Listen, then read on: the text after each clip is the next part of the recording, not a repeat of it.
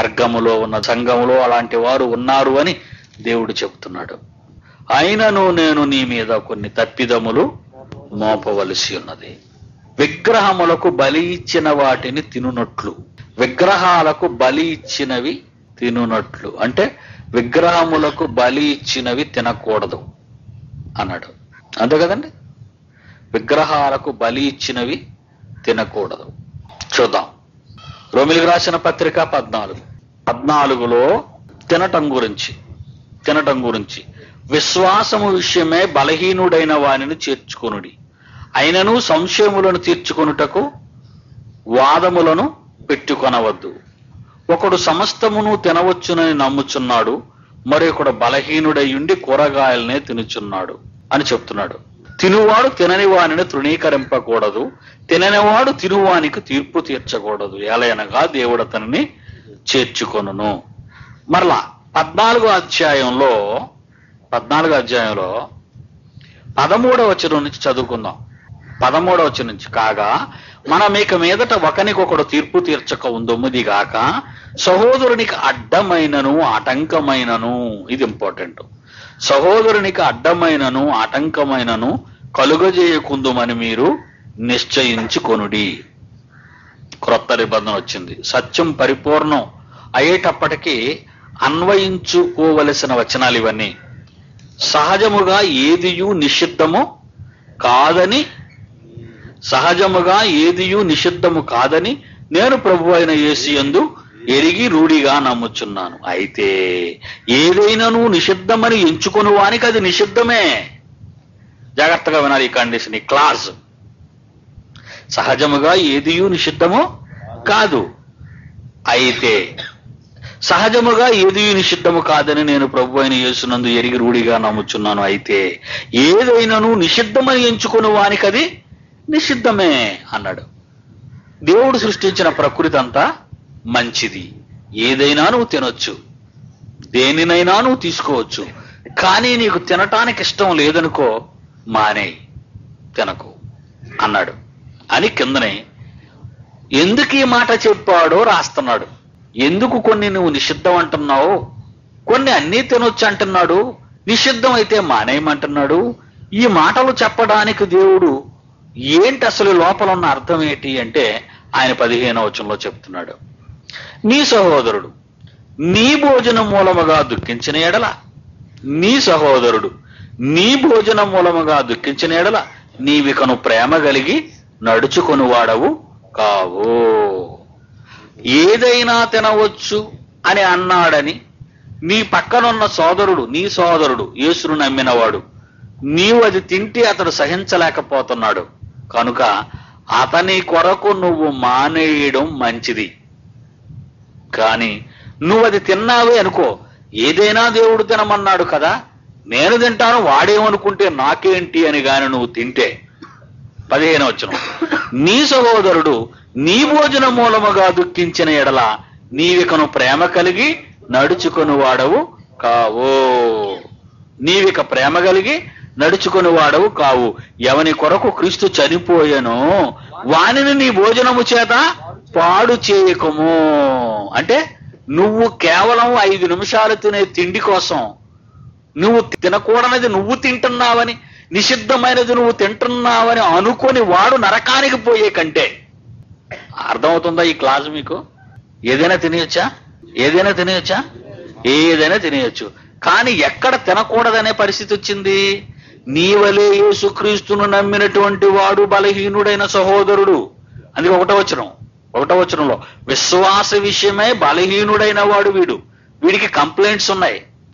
ఏటా కంప్లైంట్స్? నువ్వు ఏదైనా తినొచ్చనే బలవంతుడు, కొన్ని మాత్రం తినకూడదనే బలహీనుడు వాడు. నువ్వు ఏదైనా తినవచ్చు అనుకునే బలవంతుడు, గుడ్, నీది రైట్. కొన్ని మాత్రం మనం తినకూడదనుకునే బలహీనుడు వాడు, అది రైటు.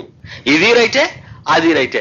వాడు లేనప్పుడు నువ్వు ఏదైనా తినవచ్చును, వాడు ఉన్నప్పుడు మాత్రం వాడు నిషిద్ధమని చెప్పిన దానిని నువ్వు తింటే, అయ్యో బలవంతుడైన ఈ నా సోదరుడు ఇదేంటి నిషిద్ధమైనది తింటున్నాడు అని యేసు ప్రభునే వదిలేసే పరిస్థితి. ఎందుకంటే ఈ రోజు డైరెక్ట్ గా దేవుణ్ణి చూసి బతికేవాడు ఎవడు లేడు.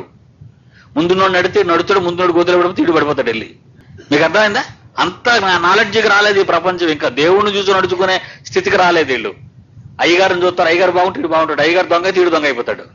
అందుకే పౌలు అన్నాడు, మమ్మును చూచి దేవుని వాక్యమును అతిక్రమించకూడదని నేర్చుకోండి అన్నాడు. సువార్త అందరికీ ప్రకటించి నేను భ్రష్టుడిని అయిపోదునేమో అన్నాడు పౌలు. అన్నాడా లేదా? మరి అన్నాడంటే అర్థం ఏంటి? ఆయన భ్రష్టు అయిపోతాడా? కనుక ఆ స్టాండర్డ్కి ఇంకా ఈ ప్రపంచం రాలేదు, వదిలేయండి అందాక. కనుక అప్పుడు నిన్నే చూస్తున్నాడు వీడు, బైబిల్ కూడా చూడడం నిన్నే చూస్తున్నాడు. కనుక నీ సహోదరుడు నీ భోజనము వలన అతడు నిశ్శబ్దం అనుకున్నది నువ్వు తిన్నావనే ఆవేదనతో యేసు ప్రభువును వదిలేస్తాడు. ఆయనే చేసాడండి. కనుక నన్నే వదిలేసే పరిస్థితి ఎందుకు వచ్చింది వాడికి? నీవు ఏశావులాగా కక్కుర్తిపడ్డావు. చిన్న తిండి, కొంచెం తిండి కోసం, ఆ తిండి కోసం నువ్వు కక్కుర్తిపడితే నీ సోదరుడు పాడైపోతాడు. ఇతర గురి చేసి చనిపోయాడు కదా, ఆ చనిపోయే బలి కార్యక్రమాన్ని పాడు చేసేస్తు నువ్వు అంటున్నాడు దేవుడు. కానీ ఇప్పుడు తినాలా వద్దా? ఏమండే, తినాలా వద్దా? తినకూడదు.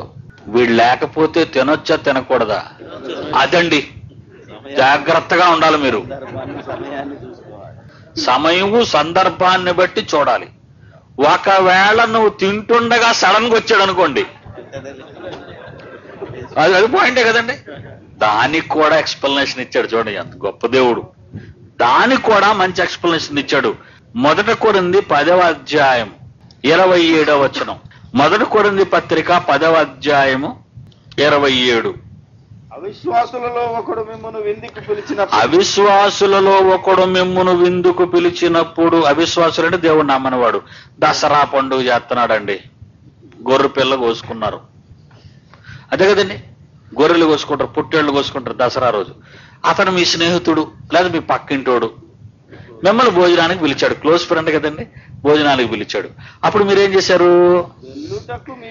వెళ్ళుటకు మీకు మనస్సుండిన ఎడలా మీకు వడ్డించినది ఏదో మీరు వెళ్ళండి. వెళ్ళిన తర్వాత మిమ్మల్ని డైనింగ్ టేబుల్ మీద కూర్చోబెట్టి వడ్డించినది ఏదో దానిని గురించి మనస్సాక్షి నిమిత్తము ఏ విచారణ చేయక నువ్వు టైట్ గా తినేమన్నాడు నిన్ను. జాగ్రత్తగా వినాలి. ఇది చాలా మందికి తెలియదు, అసలు క్రైస్తవులకు తెలియదు ఈ సంగతి. సోకాళ్ళు ఏసీటీసీ బైబిల్ యూనివర్సిటీ సిరంపూర్లోనే వాళ్ళకు కూడా తెలియదు, ఆ ప్రొఫెసర్లకు కూడా తెలియదు. ఇది చాలా జాగ్రత్తగా మనం విడదీస్తున్నాం దేవుని వాక్యాన్ని, చాలా జాగ్రత్తగా. పిలిచాడు. అవిశ్వాసి అంటే నా విశ్వాసం లేనోడు, అంటే ప్రభువుని నమ్మనివాడు, అన్యజనుడు విందుకు పిలిచాడు. వెళ్ళారు మీరు. ఏ దేవత దగ్గర పెట్టిందో మీకు తీసుకొచ్చాడు, అది వండేసి పెట్టాడు. ఏ విచారణ చేయకుండా తినండి అన్నాడు. ఎందుకంటే బొమ్మ దగ్గర పెట్టినంత మాత్రంలో అది ఏమైపోద్దండి? అది ఏమవుతుందండి? అక్కడ ఉంటే కదా, అక్కడ పవర్ ఉందా? నువ్వు తినడం మానేస్తున్నావు అంటే అర్థం ఏంటి? దేవత ఉందని, దాని ఒక పవర్ ఉందని నువ్వు ఒప్పుకుంటున్నావు. జాగ్రత్త. నీవు బలవంతుడవు, అక్కడ పెట్టినంత మాత్రంలో ఏమీ జరగదు. మరో మాట చెప్పమంటారా? మేక మాంసం బజార్ నుంచి కొని తెచ్చుకుని వండుకున్న వాళ్ళు చేతులు ఎత్తండి. మేక మాంసం అండి, భయమేమి లేదండి, చెప్పండి. తింటున్నారా లేదా మీరు? దించండి. ఇది అది హలాల్ చేయబడినది. అంటే ముస్లిమ్స్ దాన్ని కోస్తారు. కోసేటప్పుడు వాళ్ళ దేవుణ్ణి స్మరించుకుంటూ పూజ చేసి కోస్తాడు. మీరెందుకు తింటున్నారు? పాస్టర్ గారు కేజీ తెచ్చుకుంటాడు. మీకు అర్థమైందండి? మీకు అర్థమైందో లేదా? మరి అదెందుకు తింటున్నారు? కనుక అక్కడ మనకు అర్థం అవదు. అది చూడం మనం. ఆ ముందు ఏం జరిగింది ఇది తెలియదు వీడికి. ఇక్కడ కొబ్బరి చెప్పితే పుచ్చుకోడు. ఈ దేవత దగ్గర పగలగొట్టరు నాకు వద్దంటాడు ప్రసాదం. మరి అదే కొని తెచ్చుకుంటాడు. వీడు ఊరికిచ్చాడు చెప్ప. వీడు కొబ్బరి చెప్ప ఊరకనే ఇచ్చాడు, ఇది వద్దట. అది ఎండబెట్టిన తర్వాత నూనె అమ్ముతాడు, కొబ్బరి నూనె అది రాసుకుంటాడు తలకి. వీళ్ళని అందుకేనండి నాస్తికులు గాని హేతువాదులు గాని కమ్మలు కడతారు మనల్ని. అలాంటి కమ్మలు అక్కడ మాట్లాడరు ఈ భక్తులు. ఈ సోకాళ్ళు భక్తులు చూసారా, అక్కడ సమాధానాలు చెప్పలేరు. నాస్తికులు హేతువాదులు ఇలాంటి ప్రశ్నలు అయితే ఏం చెప్తారు వీళ్ళు? ఏనైనా 27. అవిశ్వాసులలో ఒకడు మిమ్మును విందుకు పిలిచినప్పుడు వెళ్ళుటకు మీకు మనస్సుండిన ఎడల మీకు వడ్డించినది ఏదో దాని గురించి మనస్సాక్షి నిమిత్తము ఏ విచారణ చేయక తినండి. అయితే ఎవడైనాను మీతో అని మనోడు వచ్చాడు అనుకోండి, ఇది బలి అర్పింపబడినదని చెప్పిన ఎడల, బలి అర్పిస్తే మాత్రం నష్టమేట్రా పో అనకూడదు. ఎందుకంటే ఈడిపోతాడు. గబుక్కున ఒకడు వచ్చి, ఏటి బ్రదరు మీరు ఇది తినేస్తున్నారు, మీరు గొప్పోళ్ళు కదా, మీరు గొప్ప బలవంతులు, నాకంటే సీనియర్ మీరు దేవుడిలో, మీరు తినేస్తున్నారేంటి అని అడిగాడు అనుకోండి, ఇది బలి అర్పించబడిందని చెప్పాడు అనుకోండి, అప్పుడు నువ్వేం చేయాలన్నాడు? అట్లు తెలిపిన వాని నిమిత్తము. ఇది బలి అర్పించబడిందని ఆల్రెడీ మనకు తెలుసు, మనకు ముందే తెలుసు ఇది బలి అని, బలి అర్పించబడిందని. కానీ ఇతను వచ్చి చెప్పాడు ఇది బలి అర్పించబడింది అని. నాకు ముందే తెలుసు అన్నాం అనుకోండి, టక్కన పోతాడు. అందుకే మనం ఏమనకూడదు. ఏమనకుండా ఏం చేయమన్నాడు?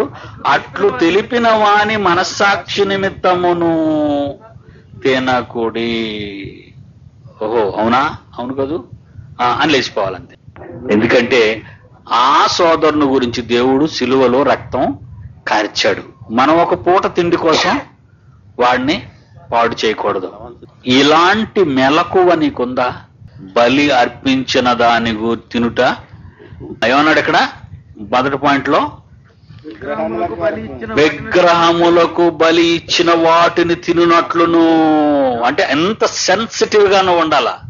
అంటే వీళ్ళు ఎలాంటి వాళ్ళు అనమాట, ఏదైతే ఇంటి పెట్టే తినేస్తాం ఆడేలా పోతే మనకేంటనే రకాలు.